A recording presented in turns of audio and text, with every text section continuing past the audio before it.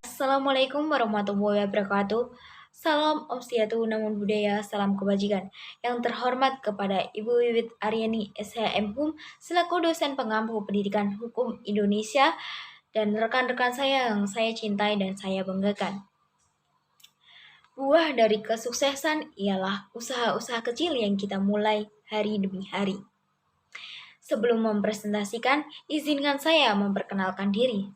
Perkenalkan, nama saya Evi Novitasari, asal Universitas Muria Kudus, NIM 2022-20143,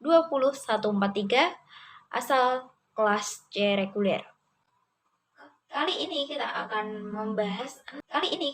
membahas 6 materi emosi. Yang pertama yaitu pertanggungjawaban kooperasi atas tewasnya para supporter di Stasiun Kanjuruhan Malang 1 Oktober 2022. Yang kedua, legalisasi ganja medis di Indonesia. Yang ketiga, perpanjangan masa jabatan Presiden selama 3 periode. Yang keempat, obstruction of justice kasus pembunuhan Brigadir Joshua Huta Barat. Yang kelima, keberlakuan Undang-Undang Cipta Kerja pasca putusan MK nomor 91 PUU 18/2020. Yang keenam, peraturan kepolisian di bawah Kementerian Pertahanan dan Keamanan Republik Indonesia. Daripada penasaran, mari kita lihat pembahasannya sebagai berikut.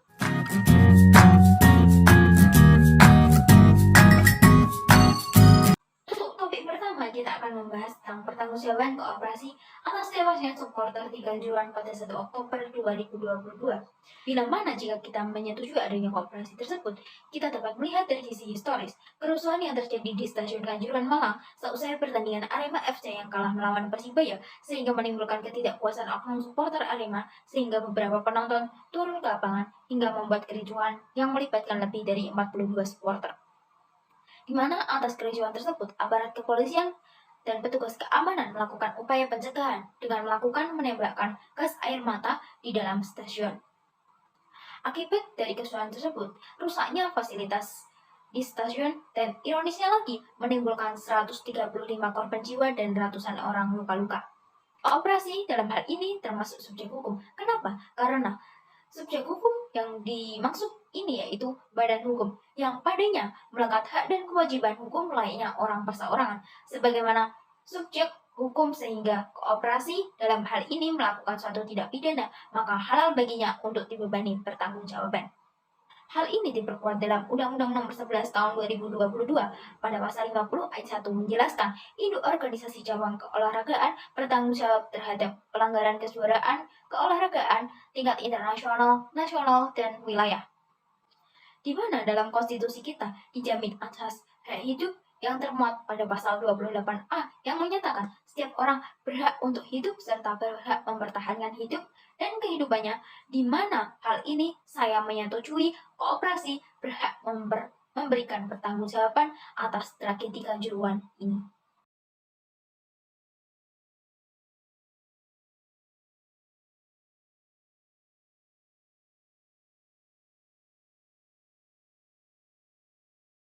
Jika tidak menyetujui adanya pertanggungjawaban tersebut, bisa dikatakan kerusuhan antar supporter yang melibatkan antara Arema FC dan Persibaya Surabaya dilatar belakangi atas sikap kekecewaan supporter tim yang didukung ketidakpuasan oknum supporter Arema, sehingga beberapa penonton turun ke lapangan hingga membuat kericuhan dan melibatkan lebih dari 42 supporter. Dengan kerusuhan tersebut mengharuskan aparat kepolisian melakukan pencegahan dengan menembakkan gas air mata. Adanya kerusuhan dan fasilitas dari stasiun yang dapat dikatakan tidak memadai, sehingga terjadi penumpukan massa di pintu keluar. Massa yang tidak dapat keluar saling berhimpitan dan berdesakan, sehingga pasokan oksigen yang terbatas memicu adanya menimbulkan korban jiwa sebanyak 135 orang dan juga ratusan korban luka-luka. Dalam pertanggungjawaban kooperasi, dalam hal ini ditegaskan PSSI atas tewasnya para supporter di Stasiun Kanjuruhan. Perlu diketahui, regulasi mengenai pertanggungjawaban kooperasi belum diatur dalam Kitab Undang-Undang Hukum Pidana karena belum diaturnya kooperasi sebagaimana subjek hukum pidana. KUHP hingga saat ini masih menganut bahwa suatu delik hanya dapat dilakukan oleh manusia. Pasal 44 KUHP yang berbunyi, barang siapa melakukan perbuatan yang tidak dapat dipertanggungjawabkan kepadanya karena jiwanya cacat dalam pertumbuhan atau terganggu karena penyakit tidak pidana. Jadi yang diutamakan dalam pasal ini adalah jiwanya, sementara kooperasi tidak mempunyai jiwa. Sehingga dalam hal ini kooperasi tidak berhak bertanggung jawab atas tragedi Kanjuruhan pada 1 Oktober 2022. Untuk topik kedua yaitu tentang legalisasi ganja medis di Indonesia. Jika kita menyetujui adanya legalisasi ganja medis di Indonesia, kita bisa melihat dari sisi historis yaitu tanaman ganja bukanlah tanaman yang dilarang pada zaman dahulu. Hal ini dapat kita lihat dari seorang ahli biotani Jerman Belanda, Gerumbius, pada tahun 1741 yang telah menulis buku berjudul Herbarium Amboinense, yang mana dalam buku tersebut menyebutkan bahwa ganja digunakan oleh masyarakat Maluku untuk kepentingan ritual dan pengobatan. Profesor Musti Musman, seorang ahli kimia Universitas Kuliah Aceh, telah melakukan kajian literatur selama 25 tahun tentang ganja.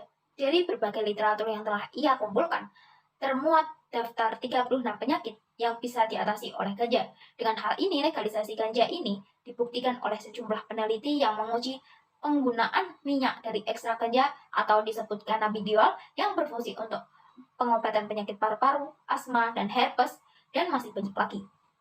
Apabila ganja tidak dilegalkan, ini akan menyadari nilai-nilai Pancasila, terlebih pada sila kedua, yaitu kemanusiaan yang adil dan beradab, di mana dalam sila tersebut menjelaskan semua manusia berhak memiliki hak yang sama, di mana dalam hal ini manusia berhak memiliki kemudahan pelayanan dan kesehatan dan obat. Hal ini diperkuat dalam Undang-Undang Pasal 28H ayat 1 Undang-Undang 1945 yang menyatakan bahwa setiap orang berhak hidup sejahtera, lahir dan batin, bertempat tinggal dan mendapatkan lingkungan hidup yang baik dan sehat, serta berhak memperoleh pelayanan kesehatan.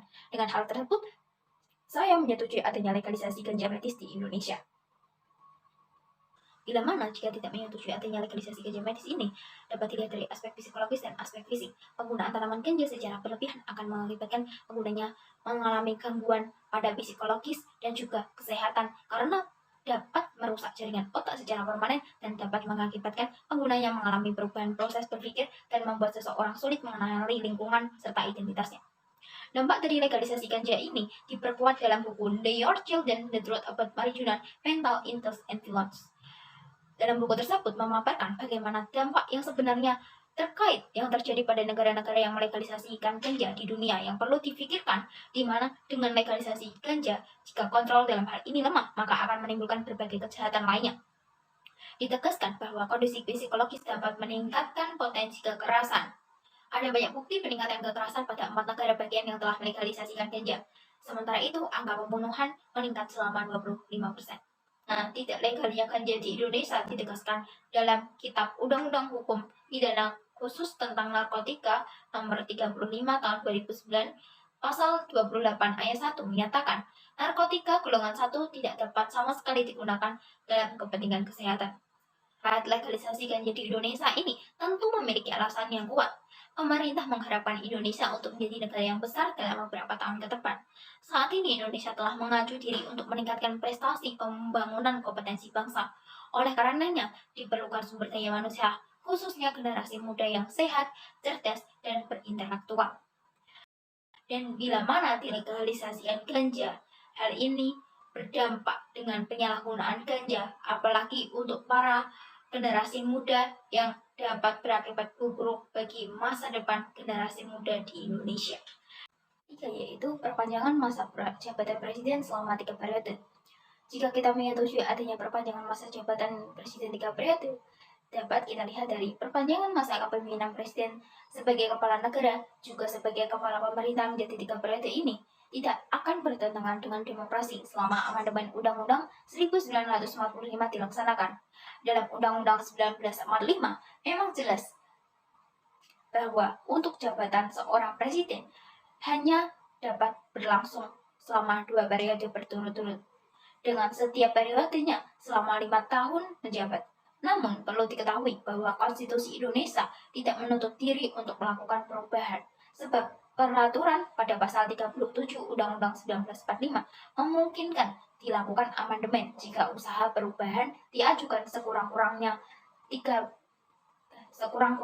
sepertiga dari jumlah anggota MPR. Dengan kepanjangan Dengan perpanjangan masa jabatan presiden menjadi 3 periode, akan menjadi kesinambungan pembangunan nasional di mana akan terjadi dampak nilai positif yang diambil, salah satunya yaitu adanya stabilitas sosial dan politik. Dilihat dari fakta sosiologis bahwa telah banyak negara-negara yang telah menerapkan masa jabatan presiden dengan 3 periode bahkan lebih, seperti Republik Demokratik Kongo merupakan negara yang berada di Afrika Tengah. Negara yang mempunyai ibu kota di Kinshasa ini memperbolehkan seorang presiden bisa menjabat selama 3 periode. Maka, peluang beberapa konstitusi hukum yang termuat dalam Konstitusi Indonesia berkaitan dengan keinginan untuk menjabat presiden menjadi 3 periode memungkinkan untuk diakomodir melalui amandemen kelima Undang-Undang 1945, di mana Undang-Undang 1945 sendiri membuka diri untuk dapat diubah karena konstitusi bukanlah suatu hal yang final. Jika tidak menyetujui adanya perpanjangan masa jabatan presiden 3 periode, dapat kita lihat pada masa Orde Lama, yang mana dalam pemerintahan tidak sejalan dengan cita bangsa. Dalam masa Orde Lama, kepemimpinan yang berlangsung cukup lama berdampak pada penyimpangan-penyimpangan terhadap Undang-Undang 1945. Salah satu penyimpangannya adalah dikeluarkannya TAP MPR nomor 3 MPRS 1963 tentang pengangkatan kepemimpinan besar Revolusi Indonesia Soekarno menjadi presiden seumur hidup. Di mana jika kita tidak menyetujui adanya perpanjangan masa jabatan presiden selama 3 periode, dapat kita lihat daripada masa Orde Baru yang mana dalam pemerintahan tidak sejalan dengan cita bangsa. Dalam masa Orde Lama, kepemimpinan yang berlangsung cukup lama berdampak pada penyimpangan-penyimpangan terhadap Undang-Undang 1945. Salah satu penyimpangannya adalah dikeluarkannya TAP MPRS nomor 3 MPRS 1963 tentang pengangkatan pemimpinan besar Revolusi Indonesia Soekarno menjadi presiden seumur hidup. Begitu pula pada masa Orde Baru, masa kepemimpinan dalam jangka waktu kurang lebih 32 tahun, memicu penyimpangan-penyimpangan yang mana di antara penyimpangan tersebut adalah ramainya korupsi, kolusi, nepotisme atau sering disebut KKN yang terjadi, terutama di tahun 1990-an, yang dimana dengan adanya presiden 3 periode ini akan menyebabkan adanya penyalahgunaan kekuasaan atau abuse of power. Hal ini dipertegas pada pasal 7 Undang-Undang 1945. Disebutkan bahwa presiden dan wakil presiden memegang masa jabatan 5 tahun dan sesudahnya dapat dipilih kembali dalam jabatan yang sama hanya 1 kali masa jabatan. Jika kita menyetujui adanya kejadian obstruction of justice dalam kasus pembunuhan, hal ini dilatar belakangi adanya dugaan pelecehan seksual yang dilakukan oleh Brigadir J terhadap Ibu PC. Hal tersebut membuat Ibu PC menyeritakan kepada FS, sehingga menimbulkan kemarahan FS dan membuat FS memerintahkan kepada bawahannya yaitu Baradae untuk melakukan pembunuhan terhadap Brigadir J pada 8 Juli sekitar pukul 17.00 WIB. Pada saat itu menyebutkan bahwa terjadinya kejadian tembak-menembak antara Baradae dan Brigadir Joshua di rumah dinas Verdi Sambo di Duren 3, Jakarta Selatan. Akibat dari peristiwa tersebut menewaskan Brigadir J. Penanganan perkara kasus Brigadir J yang dilakukan oleh penegak hukum dianggap telah memenuhi kriteria obstruction of justice. Dalam hal ini, penasehat hukum Baradae menduga penyelidik melakukan obstruction of justice dalam perkara tersebut berupa rekayasa perkara dan menghilangkan atau merusak barang bukti. Perbuatan merusak CCTV di tempat perkara, rekayasa pada lokasi terjadinya dengan penembakan peluru di dinding rumah, dan dugaan tindakan suap dapat dipandang sebagai tindakan menghalang-halangi proses pengadilan pidana, khususnya proses penyidikan. Perbuatan merusak CCTV di tempat perkara, rekayasa pada lokasi terjadinya dengan penembakan peluru di dinding rumah, dan dugaan tindakan suap dapat dipandang sebagai tindakan menghalang-halangi proses peradilan pidana, khususnya proses penyelidikan. Hal ini diperkuat pada pasal 221 ayat 1 yang menyatakan barang siapa yang melakukan perbuatan menutupi tindakan pidana dilakukan dengan cara menghancurkan, menghilangkan, dan menyembunyikan barang bukti, alat bukti, diancam dengan pidana penjara paling lama 4 tahun. Dengan hal tersebut, saya menyetujui adanya obstruction of justice dalam kasus pembunuhan Brigadir Joshua Huta Barat.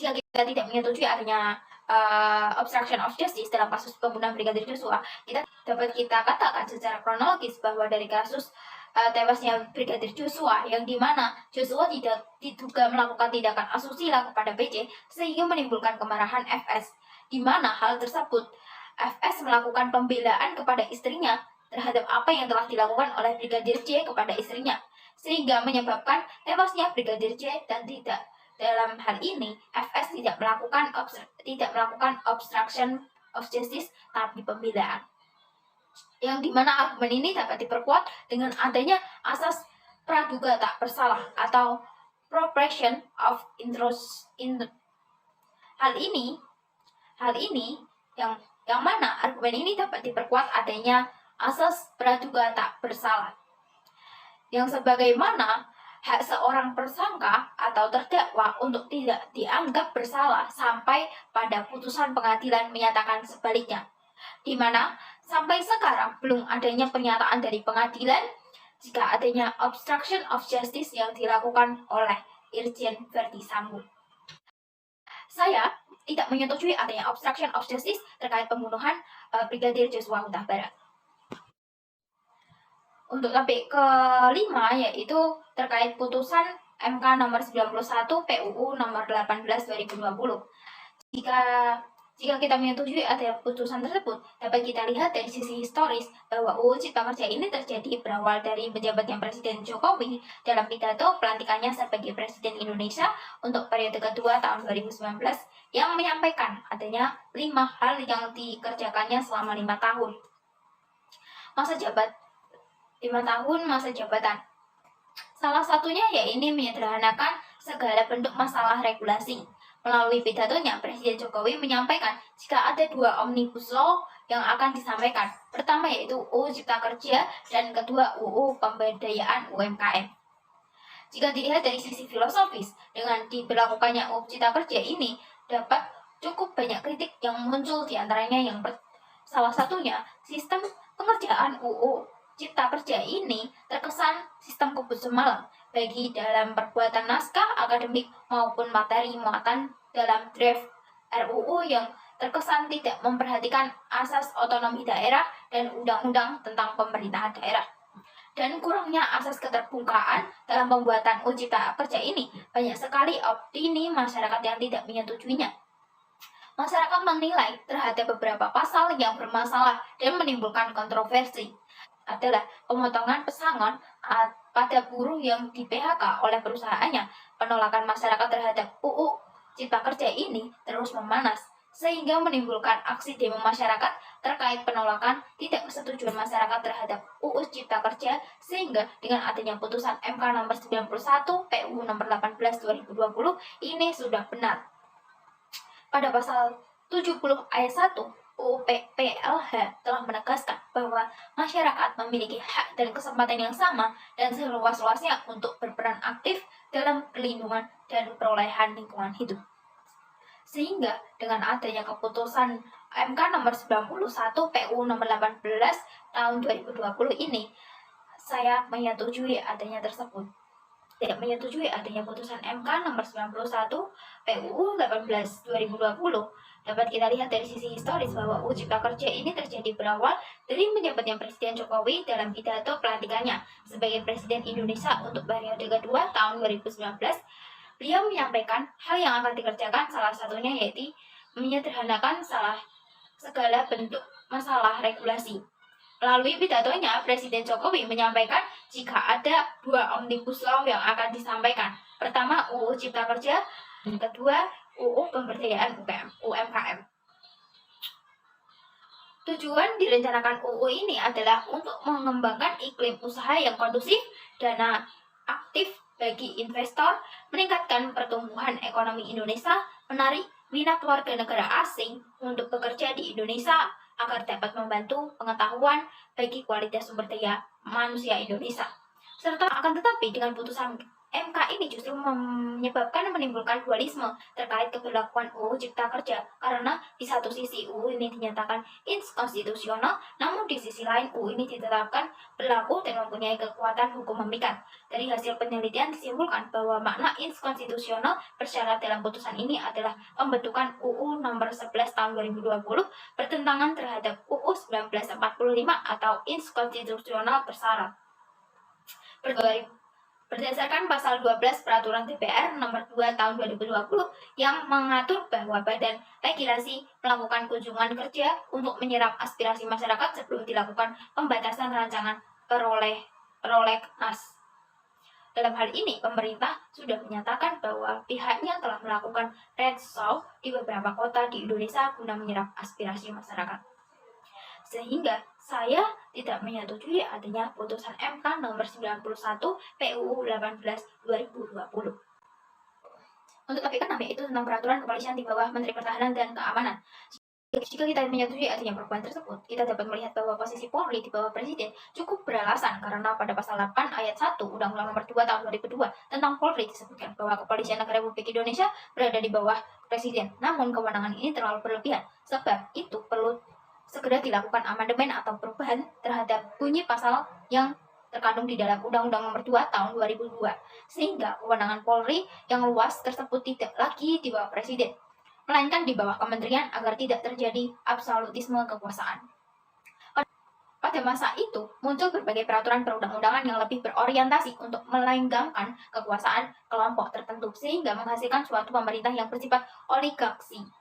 Fenomena ini dapat terjadi karena lemahnya kontrol sosial dan peran serta masyarakat, sehingga pembangunan hukum nasional dilaksanakan berorientasi untuk mempertahankan suatu quo dengan mengabaikan esensi dan proses penyelenggaraan negara yang demokratis. Sampai itu, meski Polri dibentuk berdasarkan UU nomor 2 tahun 2022, akan tetapi harus diingat juga bahwa di atas UU masih ada Undang-Undang Dasar 1945, terutama yang akan diamankan dalam pasal 30 ayat 2 yang secara tegas menyatakan usaha pertahanan dan keamanan rakyat semesta oleh Tentara Nasional Indonesia dan Kepolisian Negara Republik Indonesia sebagaimana kekuatan utama dan rakyat sebagai kekuatan pendukung. Maka dapat disimpulkan bahwa terkait upaya pertahanan keamanan, mereka satu paket, artinya tidak menutup kemungkinan Polri berada di bawah kepemimpinan pertahanan dan keamanan. Sehingga dengan adanya tersebut, saya menyetujui adanya peraturan kepolisian di bawah Menteri Pertahanan dan Keamanan. Jika kita tidak menyetujui adanya peraturan kepolisian di bawah Menteri Pertahanan dan Kesehatan tersebut, secara historis dapat kita tarik kembali pada masa lalu bahwa kepolisian dan TNI bukan lagi merupakan suatu unsur dari ABRI semenjak dikeluarkannya TAP MPR nomor 6 MPR tahun 2000 tentang pemisahan TNI dan Polri, di mana pada saat itu kedudukan kepolisian langsung berada di bawah Presiden, sedangkan TNI di bawah kementerian. Karena Polri merupakan salah satu alat negara, memiliki kedudukan paling problematik sesuai dengan fungsi dan perannya. Kedudukan Polri harus ditempatkan dalam posisi yang independen. Ketika kedudukan kepolisian berada di bawah kementerian, maka seperti apa yang diungkapkan oleh mantan Kapolri Jenderal Kun Sutarman, maka akan banyak investasi di dalam tubuh kepolisian. Karena fungsi kepolisian beberapa di antaranya adalah menegakkan hukum, maka kepolisian akan tidak produktif dan kepolisian tidak menjalankan tugasnya sebagaimana yang diharapkan. Yang dimana polisi lembaga Polri di bawah kementerian sangat membahayakan dalam kehidupan politik dan demokrasi. Dengan di bawah langsung kementerian, maka akan membuat politensi kepolisian untuk kepentingan politik tertentu apabila kementerian tersebut dipimpin oleh seorang menteri dari partai politik. Dalam Undang-Undang Republik Indonesia nomor 2 tahun 2002 dalam pasal 8 ayat 1 jelas dinyatakan di sana bahwa kepolisian negara Republik Indonesia berada di bawah Presiden. Sehingga dengan hal tersebut, saya tidak menyetujui adanya peraturan kepolisian di bawah Menteri Pertahanan dan Keamanan. Itulah presentasi saya terkait bedah materi 6 mosi. Dalam hal ini, saya mengucapkan maaf jika ada salah kata dan perbuatan. Sekian dari presentasi saya. Wassalamualaikum warahmatullahi wabarakatuh.